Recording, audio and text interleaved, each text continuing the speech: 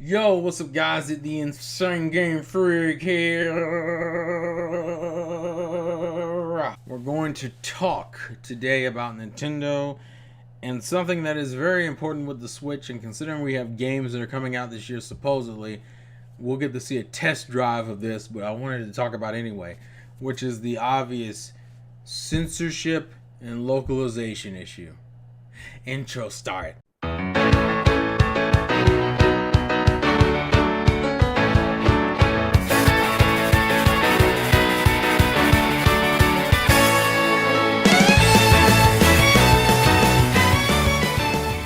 So, anyways, yeah, we're going to talk about the censorship and localization issues. I think a lot of people know, just based off the Wii U era, the Nintendo's had a very funky history about what games they want to localize and what games they don't want to put censorship in or make some type of fucking compromise. And just naming a few games off the Wii U, we had that was an issue with Tokyo Mirage Sessions. That was an issue with Fatal Frame. That was an issue with Xenoblade Chronicles X, and even on the 3DS, it was an issue with Fire Emblem Fates, same thing. Hell, even Fire Emblem Awakening. You had games that were coming out. What I mean is that you had games that were coming out in Japan like a fucking almost a year earlier than they were coming out in the States. Like Tokyo Mirage Sessions was out in 2015 in Japan.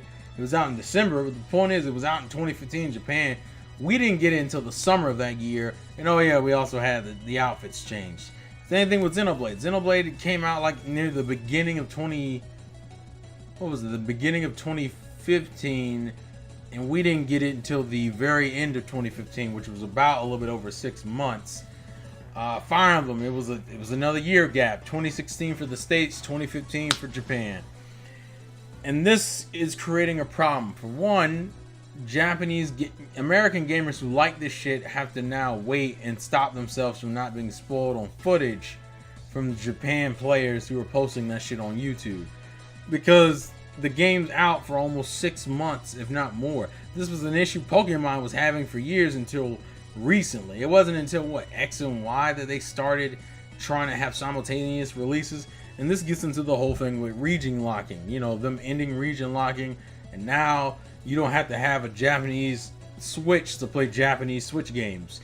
You can actually now just have an American Switch and play all games on that one American Switch. That's cool, but it doesn't mean much unless it falls through the whole way in. And when the first thing I'm talking about in terms of localization is primarily I'm talking about the time gap between the Japanese and the English release. Now, so far, the games we've been seeing, and especially with this policy that we've heard that Nintendo only requires you to only post like one game.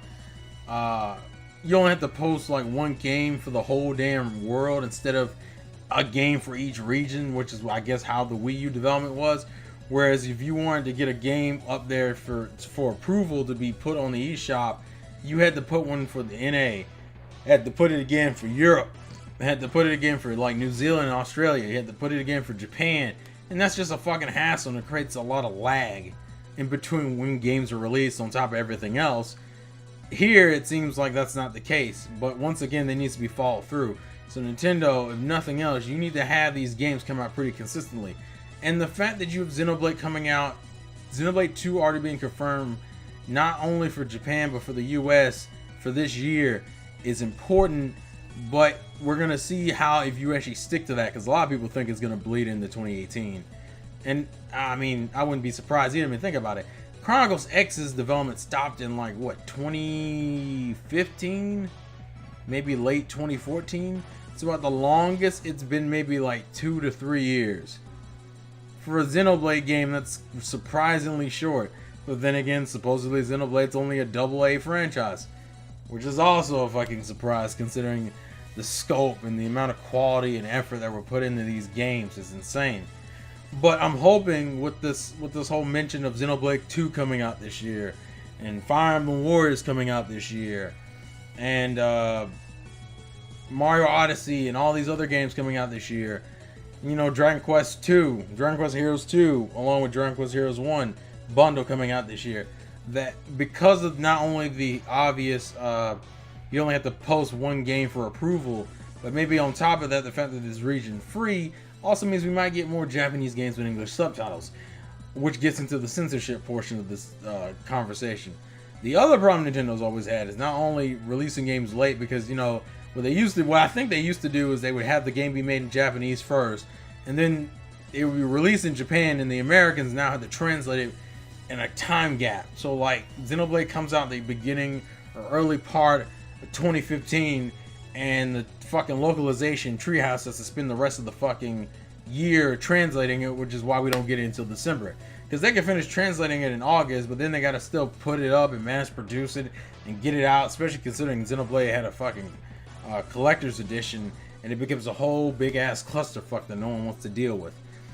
But on top of that, which gets into the censorship portion of the discussion, most American versions of those games all had some sort of change in outfits or dialogue or whatever. Like Token Mirage Sessions, the characters got aged up to 18 and they took out the swimsuits. Xenoblade, they took out some scantily clothing and they tried to... Did they age up Lyn? They either aged up Lyn or they just took out the clothing. And Fatal Frame, it was the same thing. Aged them up and then changed the outfits. And I'm going to be real with you, Nintendo. You're going to give consumers three choices. Because we saw it with the Wii U, we'll definitely see it with the Switch. If you keep that censoring shit up, which there's no point in it now, when you have a region-free console and you make it so easy to make a Japanese account and buy shit off the Japanese account, you would think at this point there's no reason to A, have a delay between localized and English versions of games, and B, censoring them because people are just gonna download from because you give those people three options. Either A, they're gonna boycott your game, B, they'll just buy it off the Japanese store, or C, they'll pirate the game. You know what the problem is with these three options? Two of these options leave you in a position where you're not making any money because they're both fuck yous. And that's the problem. And there's no point in losing money over that kind of shit. It's something that you can easily fix. That's why I'm saying the two things you better be sure of, you better be doing this generation, or at least the Switch generation, is localization being a lot more on time with the Japanese release, and B, don't censor shit because it doesn't help. And considering you guys have already lightened up on a lot of your shit, I mean, for God's sakes, Binding of Isaac just released on your console. Hell, it was on the Wii U, for God's sakes. You have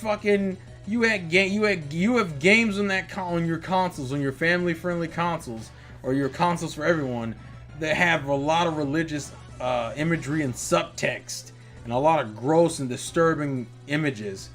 And you're concerned about an anime girl rocking a fucking bikini that was a little short. Hell, just rocking a bikini in general. It don't make any fucking sense. I understand it's because you think American sensibilities and Japanese sensibilities are different, so you think you need to do certain things for the American audience that you don't need to do for the Japanese audience. But you need to understand something. The people you're trying to make these games appeal to by changing that kind of shit are people who weren't gonna buy the game just based off the fucking cover.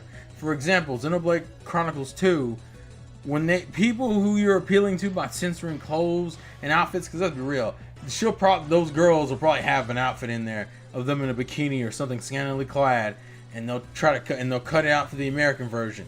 And here's the problem with that: the people who give a shit, because most of those outfits aren't even default outfits. Most of those outfits you have to go and play the game and get through a decent while to get those outfits. Usually, actually, that was almost every game except for stuff like the breast slider and X.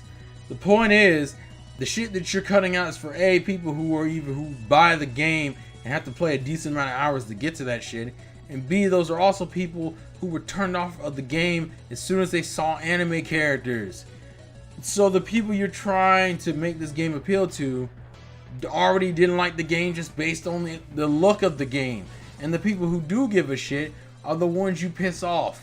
Because the ones who are going to automatically buy the game because of the cover and because of the little bit of combat and the fact that it was Xenoblade Chronicles, those are the people who are going to get pissed off. It's like, bruh, you took out my fucking swimsuit. Now, at the end of the day, it doesn't mean too much in the grand scheme of things in terms of gameplay. But it pisses me off that it's like, you have a region-free console and you think people won't just say fuck you and just go. You've made it easier for them to say fuck you in terms of localization. So I'm suggesting you don't go through the censoring shit. especially when you're the same company that allowed Sim Kagra to have like what two main games on the 3DS. I know what it is. They're more protective of their main franchises than they are third-party franchises because they have no dictating on that. Although for some reason Dragon Ball Z got censored. I don't get that one, but fuck it, it's whatever.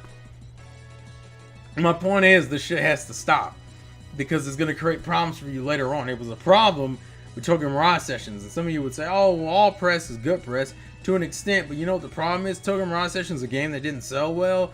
If you even type that shit into the chat or comments, I mean, you type that shit into the search engine, the first thing that always pops up is the censorship stuff. You know why? Because that was the first things about the game that was pushed heavily.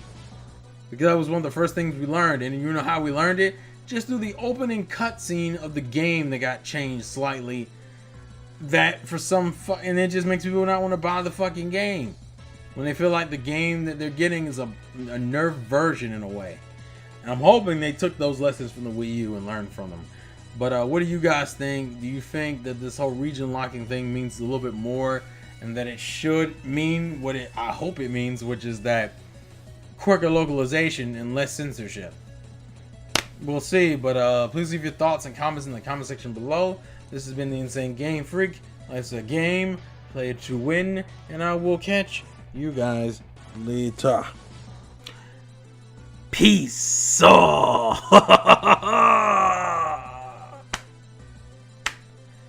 Oh, them girls in Xenoblade Chronicles 2. My heart. Oh, here we go.